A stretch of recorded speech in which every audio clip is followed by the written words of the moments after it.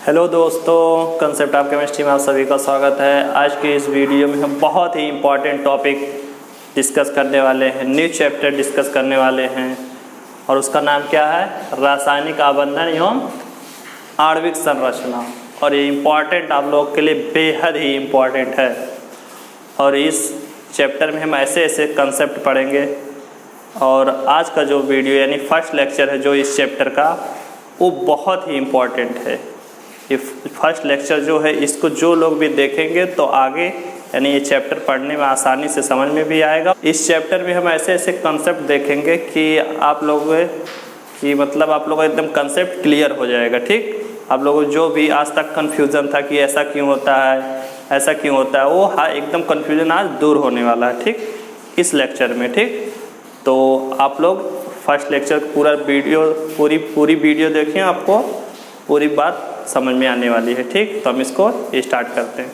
Okay, तो देखिए ये जो चैप्टर है, इस चैप्टर को स्टार्ट करने से पहले कुछ क्वेश्चन बनते हैं। ठीक, हमको तो पढ़ेंगे रासायनिक आबंधन एवं आणविक संरचना। ठीक, तो उसी को क्लियर करने के लिए कुछ पहले हम और कुछ बेसिक चीज़ें पढ़ेंगे ताकि हमको ये चैप्टर आसानी से समझ में आए और एकदम कंसेप्ट क्लियर है, थोड़ा सा भी कंफ्यूजन ना रहे इस चैप्टर में। ओके, तो देखिए जैसा कि हम जानते हैं कि जो ग्रुप 18 होता है, ठीक, ग्रुप 18 मैंने लिखा है, देखिए पूरा ग्रुप 18 के एलिमेंट है। ठीक, तो ये होते हैं क्या, यही जो ऐसे ग्रुप 18 के जो एलिमेंट है, ये ऐसे एलिमेंट है, ठीक, कि यही अब सिर्फ एटम फॉर्म में पाए जाते हैं। क्या, ग्रुप 18 के जो एलिमेंट हैं, ठीक, यही सिर्फ क्या नॉर्मली क्या यही सिर्फ पाए जाते हैं एटम फॉर्म में। ठीक,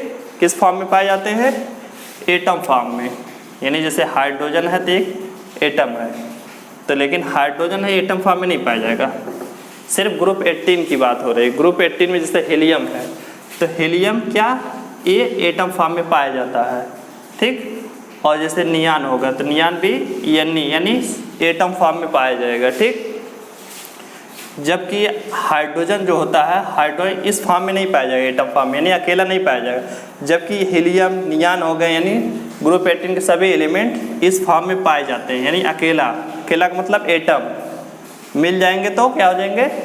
मॉलिक्यूल बन जाएंगे। यानी ये क्या है? परमाणु है।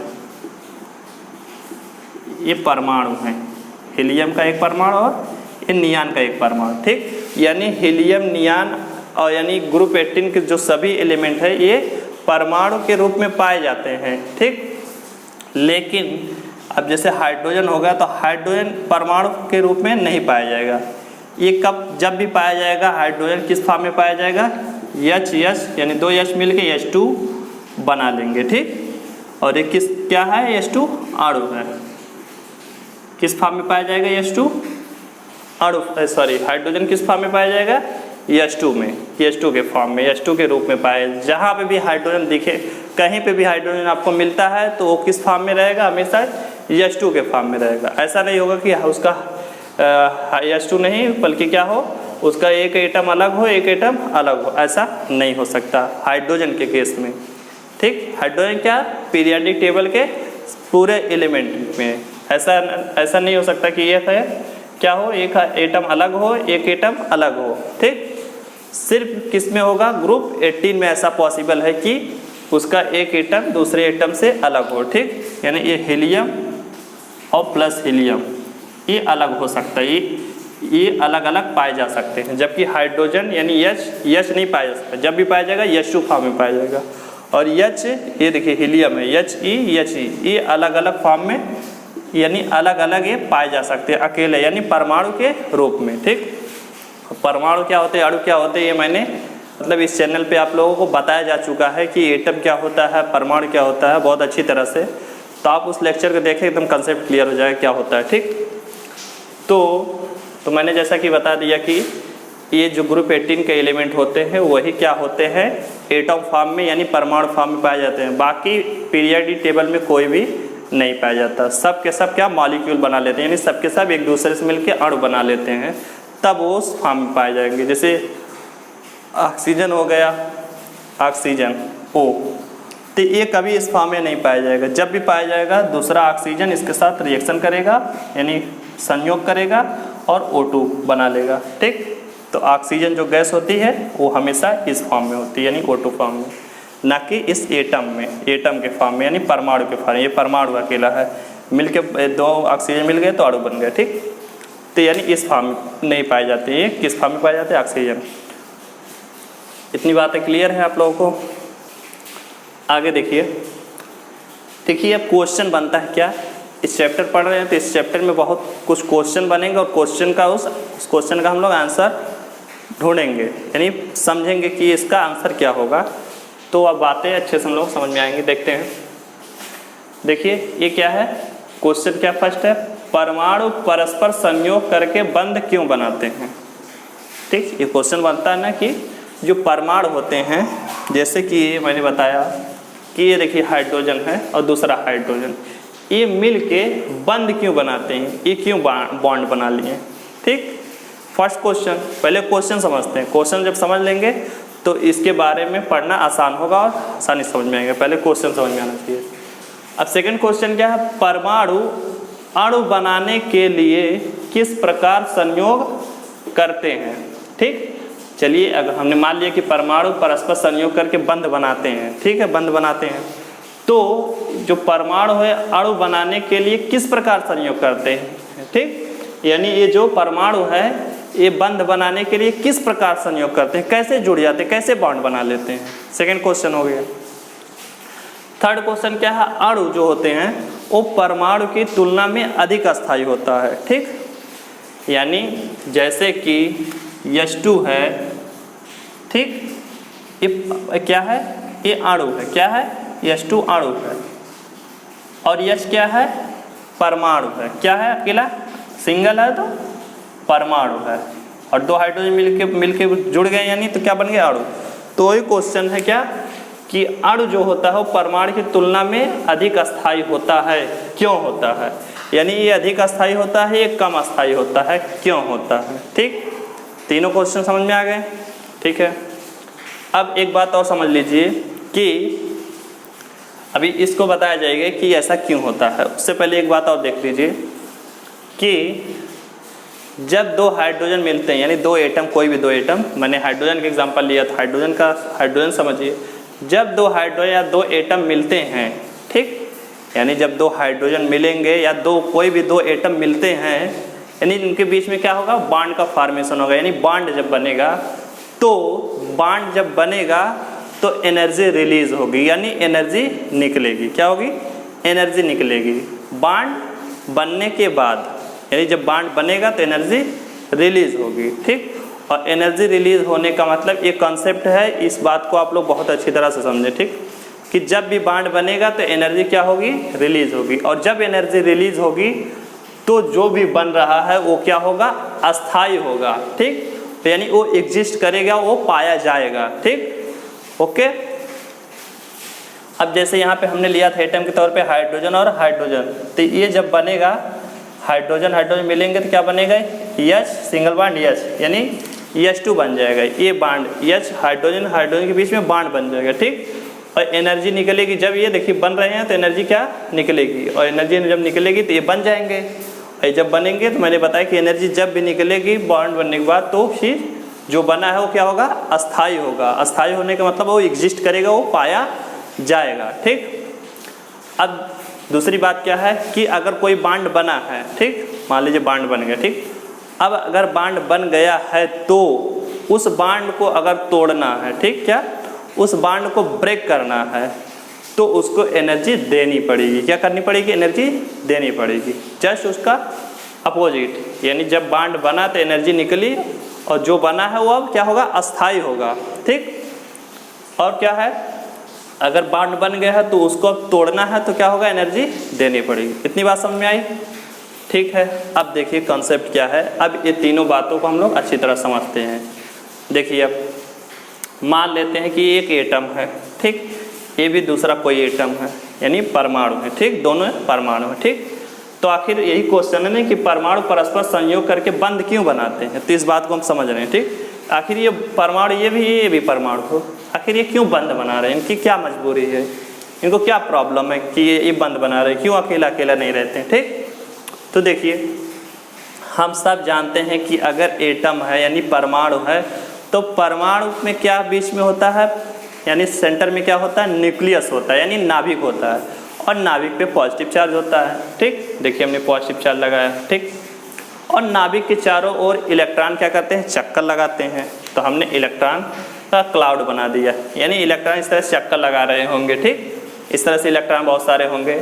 ठीक, अब इसका ये मतलब नहीं ये जो एक दिख रहा है सिंगल लाइन तो एक इलेक्ट्रॉन, इसका मतलब नहीं, ये क्लाउड के तौर पे बताया गया है कि इलेक्ट्रॉन बहुत जब फास्ट चल रहे हैं, ऐसा थोड़े स्लो स्लो ऐसे चल रहे होंगे, वो बहुत तेज चलते हैं, यानी उनका सब यहाँ पे असर होगा, इधर भी असर होगा, इधर भी, तो ये बात है, यानी क्लाउड के तौर पे इनको दिखाया गया इलेक्ट्रॉन को। ठीक, यानी हर जगह इलेक्ट्रॉन का क्लाउड होगा, इधर इधर इधर हर तरफ। ठीक, तो देखिए हम सब जानते हैं कि क्या जो आवेश होता है यानी चार्ज, अगर पॉजिटिव हैं तो इनके बीच में हमेशा क्या होगा,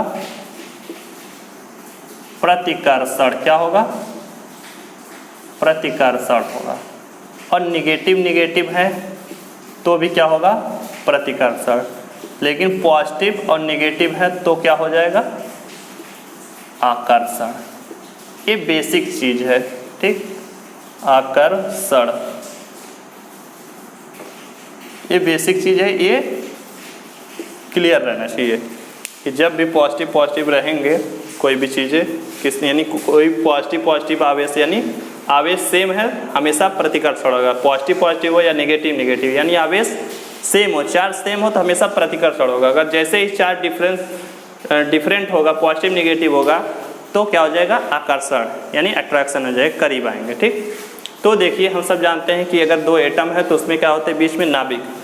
तो पहली चीज़ क्या होती है कि इसको हम फर्स्ट मान लेते हैं, इसको सेकंड मान लेते हैं। ठीक, ये जो है, ये जो इस एटम का नाभिक है, इसके इस और इस एटम के नाभिक के बीच में क्या होगा, नाभिक पे पॉजिटिव, नाभिक पॉजिटिव, क्या होगा, प्रतिकर्षण होगा। क्या होगा, प्रतिकर्षण होगा,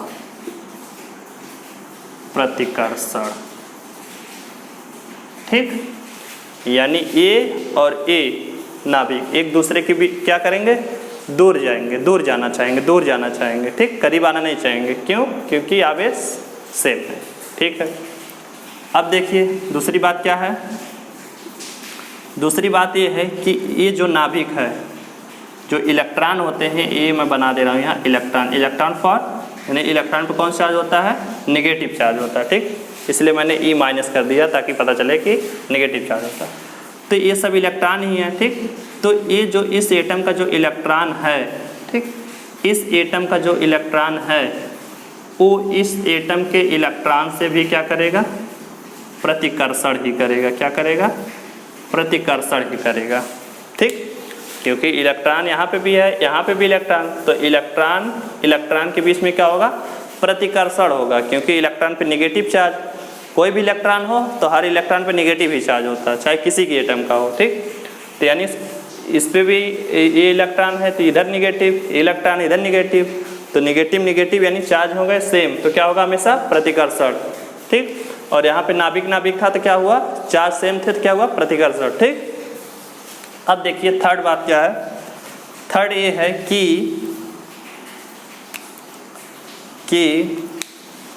ये जो नाभिक है, क्या, ये जो नाभिक है, इस नाभिक का इसके इलेक्ट्रॉनों पर क्या होगा, आकर्षण होगा। इसके इलेक्ट्रॉनों पे क्या होगा, यानी ये जो फर्स्ट पर एटम है, इसके नाभिक का इसके इलेक्ट्रॉनों पे क्या होगा, आकर्षण होगा। क्यों होगा, क्योंकि इलेक्ट्रॉन पे कौन चार्ज होता है, नेगेटिव, और यहाँ नाभिक पे कौन चार्ज है, पॉजिटिव। ठीक, अब एक और इसका अपोजिट इस तरह भी कह सकते हैं कि इसके यानी इस एटम का नाभिक का जो होगा, इसके इलेक्ट्रॉनों पर पकड़ होगी। पकड़ का मतलब आकर्षण होगी, पकड़ नहीं यानी आकर्षण होगा। इसके इस एटम के नाभिक और इस एटम के इलेक्ट्रॉनों के बीच में क्या होगा, आकर्षण, क्योंकि नाभिक में पॉजिटिव, इलेक्ट्रॉनों पर निगेटिव, अपोजिट चार्ज, तो क्या होगा हमेशा आकर्षण। तो वैसे यहाँ पे कहा था मैंने कि इस एटम का क्या, नाभिक और इस एटम का इलेक्ट्रॉनों के बीच में क्या होगा, आकर्षण। तो ये क्या थे, 4 बातें थी, ठीक। तो ये तो बातें मेरे ख्याल से आप लोग समझ में आ गई होंगी। तो ये जो अट्रैक्शन हो रहा है नाभिक के बीच में नाभिक के बीच में जो क्या हो रहा है, प्रतिकर्षण हो रहा है, और इलेक्ट्रॉन के बीच में प्रतिकर्षण हो रहा है, ठीक। और नाभिक और इलेक्ट्रॉन के बीच में आकर्षण हो रहा है, और इस नाभिक और इलेक्ट्रॉन के बीच में आकर्षण हो रहा है, ठीक। तो ओवरऑल जो रिजल्ट होता है वो क्या होता है, आकर्षण होता है। यानी ये जो प्रतिकर्षण हो रहा है नाभिक के बीच में, इलेक्ट्रॉन के बीच में हो रहा प्रतिकर्षण, और इधर से अट्रैक्शन इसमें हो रहा है, और इसमें हो रहा है, तो ओवरऑल जो रिजल्ट आता है वो आकर्षण होता है। यानी आकर्षण का जो अमाउंट होता है, अट्रैक्शन का अमाउंट जो होता है, कैपेसिटी, अट्रैक्ट करने की कैपेसिटी, आकर्षित करने की कैपेसिटी, वो ओवरऑल क्या होता है, मैक्सिमम होता है, ठीक। तो इस वजह से क्या होते हैं, ये करीब आएंगे, ठीक। क्या होंगे, करीब आएंगे। तो जब करीब आएंगे तो देखिए मैंने बताया कि आकर्षण होगा, क्या हो गया, करीब आएंगे। अभी दूर थे तो मैंने बताया कि ओवरऑल जो रिजल्ट आएगा वो क्या आएगा, आकर्षण। तो आकर्षण आएंगे तो क्या आ जाएंगे, करीब आ जाएंगे। और ये क्या, इनके बीच में क्या हो जाएगा, अट्रैक्शन हो जाएगा। क्या हो जाएगा, अट्रैक्शन हो जाएगा, ठीक। क्या हो जाएगा, अट्रैक्शन हो जाएगा। और यहाँ पे क्या हो जाएगा, तब ये आपस में मिल जाएंगे। क्या हो जाएंगे, आपस में मिल जाएंगे, और क्या हो जाएगा, बॉन्ड का फॉर्मेशन हो जाएगा। तो ये था परमाणु परस्पर संयोग करके बंध क्यों बनाते हैं, इस तरह से बॉन्ड बनता है, ठीक। बात समझ में आई। और मैंने बताया था क्यों बॉन्ड बनाते हैं, यहाँ पे बात बता चुका था मैं। क्या, इसलिए जैसे कि मैं मान लो कि अगर हाइड्रोजन ही थे तो क्या बनेगा, यह सिंगल बॉन्ड H, ठीक। तो जब ये बॉन्ड बनेगा तो बॉन्ड बनने के बाद क्या होगा, बॉन्ड बनेगा जब तो एनर्जी रिलीज होगी, और जब एनर्जी रिलीज होगी तो जो हमारा सिस्टम है, ठीक, यानी ये जो एटम है दोनों, यानी बनने के बाद H2 बनेगा ना, H सिंगल बॉन्ड H2, तो ये क्या होगा, अस्थाई होगा, ठीक। ये कंसेप्ट है, इसको आप लोग दिमाग में बैठा लें, ठीक। कि जब किसी चीज़ से, किसी की भी अंदर से, किसी सिस्टम के अंदर से एनर्जी रिलीज होगी, क्या एनर्जी रिलीज होगी तो क्या होगा, अस्थाई होगा, स्टेबल होगा, ठीक। ये बात है, ओके। अब देखिए क्या है कि परमाणु अणु बनाने के लिए किस प्रकार संयोग करते हैं, किस प्रकार संयोग करते हैं, तो इस बात को अब हम देखते हैं, ओके। देखिए दोस्तों, फर्स्ट क्वेश्चन क्या था वो मैंने मिटा दिया है कि जो क्या,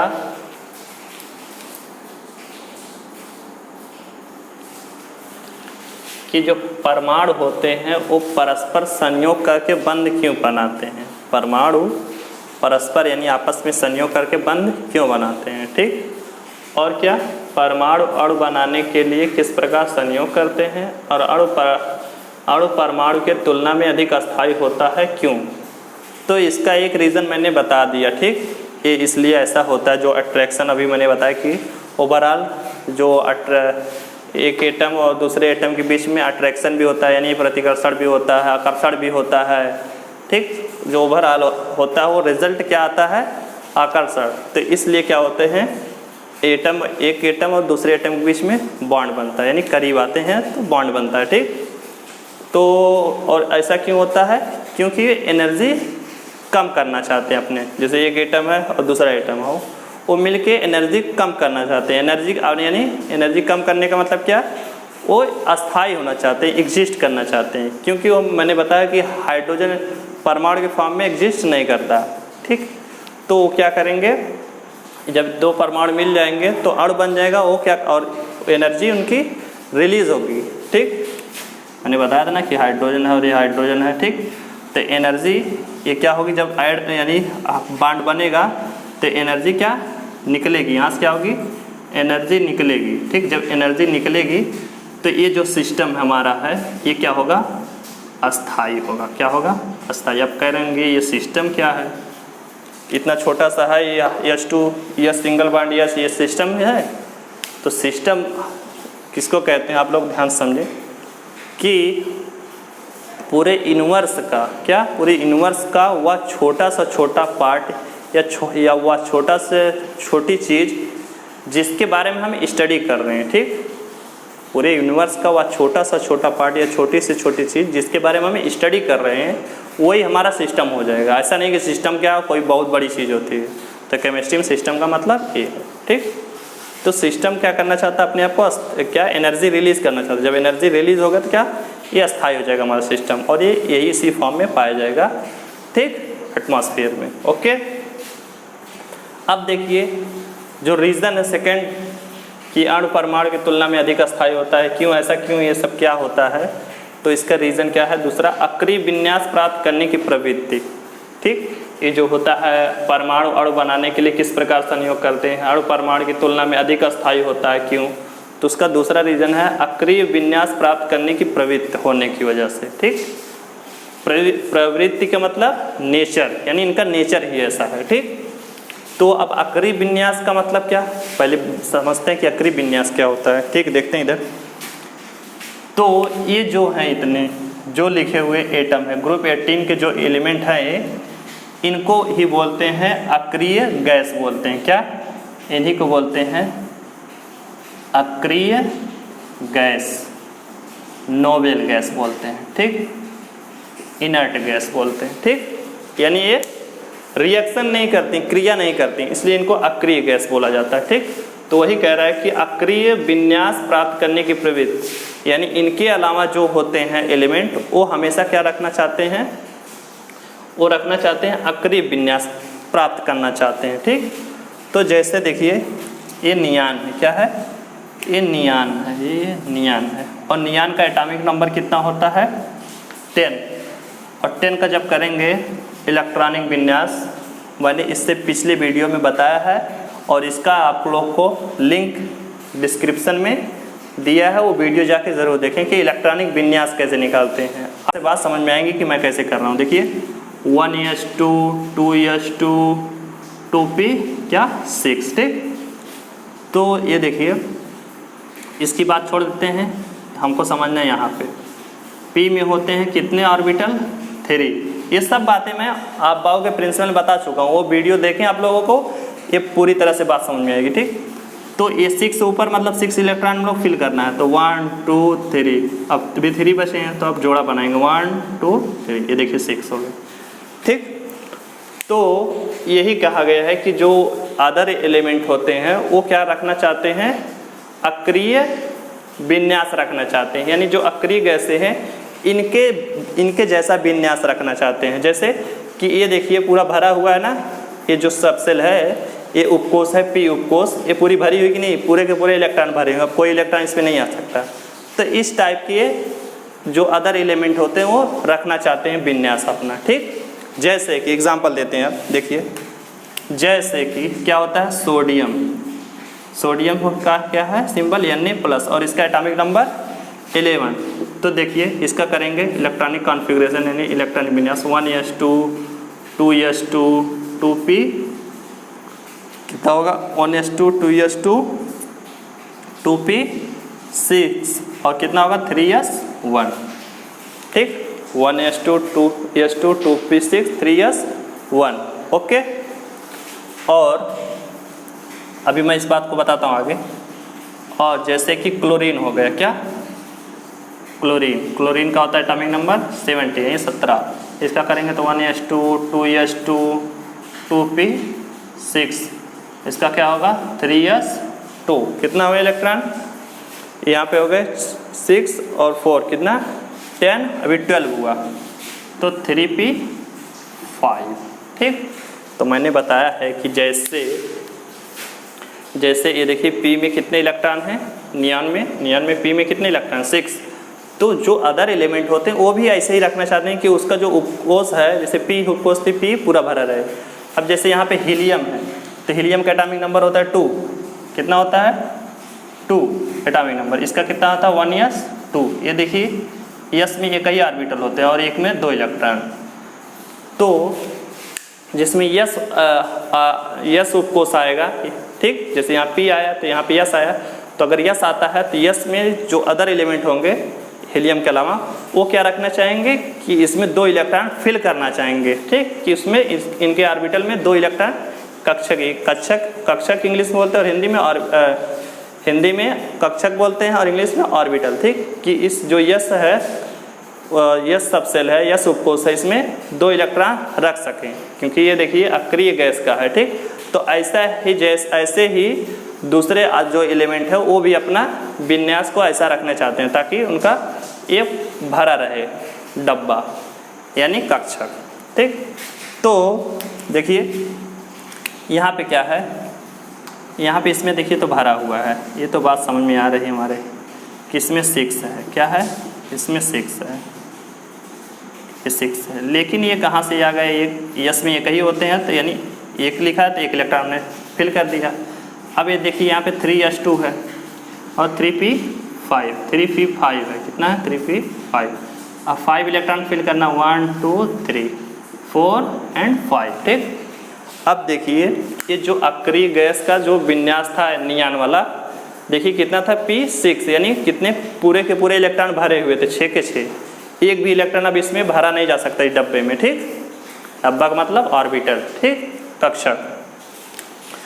लेकिन यहाँ पे देखिए यहाँ पे 5 इलेक्ट्रॉन भरे हुए हैं, लेकिन यहाँ पे देखिए यहाँ पे 5 इलेक्ट्रॉन भरे हुए हैं, एक इलेक्ट्रॉन आ सकता है, और यहाँ पे क्या है कि एक इलेक्ट्रॉन और यहाँ पे आ सकता है, क्या हो सकता है, यहाँ पे भी एक इलेक्ट्रॉन आ सकता है, यहाँ पे भी एक इलेक्ट्रॉन आ सकता है। लेकिन यहाँ पे देखिए अगर क्या हो जाए, एक इलेक्ट्रॉन ये और ले ले, क्या एक इलेक्ट्रॉन और ले ले तो p6 हो जाएगा, और p6 हो जाएगा तो यहाँ एक इलेक्ट्रॉन और आ जाएगा, तो ये p6 हो जाएगा। तो इसीलिए इस Cl माइनस हमेशा बनाना चाहेगा, ठीक, तो हमेशा Cl माइनस बनाएगा, ठीक। Cl क्या बनाएगा, एक इलेक्ट्रॉन तो क्या कहीं से क्या इलेक्ट्रॉन लेगा, दूसरा जो एटम रहेगा उससे इलेक्ट्रॉन एक ले लेगा, तो इसके ऊपर क्या आ जाएगा Cl माइनस, क्योंकि इसके ऊपर अभी इसका जो था 3p5 था, लेकिन मैंने कहा कि ये एक इलेक्ट्रॉन ले लेगा तो क्या हो जाएगा, इसमें देखिए 6 इलेक्ट्रॉन, और 6 इलेक्ट्रॉन हो गए तो ये क्या हो गया, अक्रिय गैस जैसा विन्यास हो गया कि नहीं, और यही ये अदर एलिमेंट रखना चाहते हैं जैसा कि क्लोरीन रखा। अब सोडियम की बात करते हैं। सोडियम में देखिए, सोडियम में क्या था, यहाँ देखिए यहाँ 2p6 तो ये भरा ही हुए हैं, लेकिन यहाँ 3s1 है, ठीक, यानी ये प्रॉब्लम क्रिएट कर रहा है, एक ही इसमें इलेक्ट्रॉन यहाँ पे यस में आके, ठीक। तो ये क्या करेगा, ये जो सोडियम है एक इलेक्ट्रॉन अपना ये डोनेट कर देगा, मतलब ये अपना निकाल देगा, और निकाल देगा तो ये चीज़ें ख़त्म हो जाएंगी, ठीक। अब देखिए जब एक जो इलेक्ट्रॉन लेता है उसके ऊपर नेगेटिव चार्ज, इलेक्ट्रॉन एक लिया था 3p5 था, इलेक्ट्रॉन लिया तो इसलिए Cl से Cl नेगेटिव हो गया, लेकिन यहाँ पे क्या था 3s1 था, ठीक, तो मैंने एक इलेक्ट्रॉन बोला कि डोनेट कर देगा N, तो जो इलेक्ट्रॉन दे देता है अपना उसके ऊपर कौन सा आ जाता है, पॉजिटिव, और N से हो जाएगा Na+। और अब ये देखिए अक्रिय गैस का विन्यास होगा कि नहीं, अक्रिय विन्यास होगा कि नहीं। तो ऐसे ही जो एटम होते हैं अदर वो रखना चाहते हैं अपना कौन विन्यास, अक्रिय विन्यास प्राप्त करने की ही वजह से ये सब प्रॉब्लम होती है। प्रॉब्लम का मतलब ये जो बांड बनना, बांड का क्या बनना, कैसे बनते हैं, क्यों अस्थायी होते हैं, तो यही सब रीज़न है क्या कि ये जो दूसरा रीज़न क्या है, फर्स्ट रीज़न तो मैंने बता ही दिया, सेकंड रीज़न क्या है कि ये अक्रिय विन्यास प्राप्त करना हमेशा चाहेंगे। अब देखिए अक्रिय विन्यास जब प्राप्त कर लिए हैं तो आप संयोग करने वाली बात नहीं, किस प्रकार संयोग करते हैं, तो देखिए कैसे संयोग करेंगे। Na+ हुआ, ठीक, और यहाँ Cl-, ठीक, तो क्या होगा Na+ और Cl-, और हम जानते हैं कि पॉजिटिव और नेगेटिव बीच में अट्रैक्शन होगा तो ये बन जाएंगे NaCl, क्या हो जाएगा NaCl, पॉजिटिव नेगेटिव से ये क्या हो जाएगा, पॉजिटिव नेगेटिव कैंसिल, न्यूट्रल हो जाएंगे, यानी NaCl के फॉर्म में हो जाएंगे। बात समझ में आई। तो इस तरह से ही संयोग करते हैं, ठीक। इस तरह देखिए परमाणु अणु बनाने के लिए किस प्रकार संयोग करते हैं, तो इस तरह से मैंने बताया कि संयोग करते हैं। अणु परमाणु की तुलना में अधिक अस्थायी होता है, मैंने बता दिया क्यों अधिक अस्थायी होता है, क्यों, इलेक्ट्रॉन वाला लेके कि 2 दो एटम क्या दूर दूर हैं तो आपस में क्या उनके बीच में प्रतिकर्षण भी होगा, नाभिक नाभिक के बीच में, और एक एटम और दूसरे एटम के इलेक्ट्रॉनों के बीच में क्या होगा प्रतिकर्षण। फिर आकर्षण भी होगा एक नाभिक एक एटम के नाभिक से और दूसरे एटम के इलेक्ट्रॉनों के बीच में, तो ओवरऑल आकर्षण ही होता है। तो इस वजह से क्या होगा अट्रैक्शन होगा, यानी आकर्षण होगा तो बॉन्ड बनेगा, और बॉन्ड बनेगा तो क्या होगा एनर्जी रिलीज होगी, और एनर्जी जब किसी सिस्टम की रिलीज होगी यानी कम होगी तो वो सिस्टम क्या होगा अस्थायी होगा, ये मैं बता चुका हूँ। ठीक, तो यही सब रीज़न था। तो इस चैप्टर में हम अभी आगे भी कुछ पढ़ते हैं, तो उस बात को हम देखते हैं कि इसमें किस तरह कितने टाइप के बॉन्ड होंगे, तो उसको हम थोड़ा सा एक बार देख लेते हैं। देखिए दोस्तों, इस चैप्टर में हम लोग क्या बॉन्ड के बारे में पढ़ेंगे, क्या कि रासायनिक बंध कितने तरह के होते हैं। ठीक, तो उस फिर स्टेप वाइज पढ़ेंगे कि जैसे आयनिक बंध क्या होता है, सहसंयोजक बंध क्या होता है, उपसहसंयोजक बंध, यानी बॉन्ड के बारे में पढ़ेंगे कि ये बॉन्ड क्या कहते हैं, इनके बॉन्ड के बारे में क्या नॉलेज है, तो इसके बारे में स्टडी करेंगे। तो रासायनिक बंध देखिए दो प्रकार के होते हैं, प्रबल और दूसरा दुर्बल। दुर्बल का मतलब कमज़ोर वीक, प्रबल का मतलब स्ट्रांग मजबूत। और इसकी देखिए एनर्जी कितनी है। प्रबल जैसे कोई बॉन्ड बना है अंतरा परमाणविक, यानी जैसे यह हाइड्रोजन के बीच में बॉन्ड बना है, ठीक, तो इसकी जो ये बॉन्ड को जो तोड़ने में जो एनर्जी लगेगी वो 20 किलो जूल पर मोल लगेगी। यानी अगर एक मोल क्या है, एक मोल हाइड्रोजन है, ठीक, एक मोल H सिंगल बॉन्ड H यानी इसका मतलब H2, तो अगर एक मोल H2 है तो इसको हाइड्रोजन को अलग करने में क्या लगेगी, कितनी एनर्जी 20 किलो जूल पर मोल लगेगी। अगर एक मोल हाइड्रोजन है तो इसको 20 किलो जूल लगेगी एनर्जी। ठीक, इसमें प्रबल में। अगर दुर्बल है, बॉन्ड दुर्बल है यानी कमज़ोर है, तो यानी इसको क्या अंतः अणु, यानी जैसे H2O के बीच में, अब ऐसा नहीं कि हाइड्रोजन के बीच में ही बॉन्ड है, ऑक्सीजन के बीच में ही बॉन्ड बना रहता है। अब जैसे H2O है, H2O तो इनके बीच में आकर्षण रहता है, ठीक, इनके बीच में भी वीक बॉन्ड रहता है, ठीक, तो इनके बीच के बॉन्ड को तोड़ने में एनर्जी कितनी लगेगी 2 से 42 किलो जूल पर मोल। यानी अगर H2O एक मोल है तो उनके सभी H2O को अलग करने के लिए, एक मोल H2O को अलग करने के लिए H2O में कितनी एनर्जी लगेगी 2 से 42 किलो जूल लगेगी। ठीक, अब देखिए जो प्रबल में आते हैं, प्रबल कितने प्रकार, प्रबल जो बंध होते हैं वो कितने प्रकार के होते हैं, आयनिक बंध होता है, और आयनिक बंध के बारे में हम पढ़ेंगे, और सहसंयोजक बंध होता है, इसको हम नेक्स्ट वीडियो में पढ़ेंगे। ठीक, ये आयनिक और सहसंयोजक नेक्स्ट वीडियो में पढ़ेंगे। और उप सहसंयोजक बंध है तो इसके बेस पे पूरा एक चैप्टर है, ठीक, तो इसके बारे में हम पढ़ेंगे। और धात्विक बंध, तो धात्विक बंध के बारे में कुछ खास आप लोग के सिलेबस में नहीं है, ठीक, तो इसके बारे में कुछ खास नहीं पढ़ेंगे। और हाइड्रोजन बंध है, हाइड्रोजन बॉन्ड के बारे में हम डिटेल में पढ़ेंगे, ठीक, और वान डेर वाल्स बंध है तो इसके बारे में भी हम पढ़ेंगे ये क्या होता है। ठीक, तो ये बस बताना था कि मतलब ये इसके आगे हम लोगों को क्या पढ़ना है, तो जो कि मैंने बता दिया। तो आप लोगों से रिक्वेस्ट है कि आप लोग हमारे चैनल को ज़्यादा से ज़्यादा लाइक करें, कमेंट करें, शेयर करें, और जिन्होंने चैनल को सब्सक्राइब नहीं किया वो सब्सक्राइब कर लें। ठीक, और मैं फिर से कह रहा हूँ कि आप लोग ये जो लेक्चर है इस लेक्चर को अच्छी तरह से अगर देखे हैं तो आप लोगों को 100% बात क्लियर हो गई होंगी। ठीक, और इसके बाद जो नेक्स्ट लेक्चर आएगा आप लोग उसको ज़रूर देखें। अगर आप स्टेप वाइज वीडियो को देते हैं, लेक्चर को स्टेप वाइज देखते हैं तो आपको हर एक बात समझ में आएगी अच्छी तरह से। ठीक, तो आज के लिए बस इतना ही। Thanks for watching.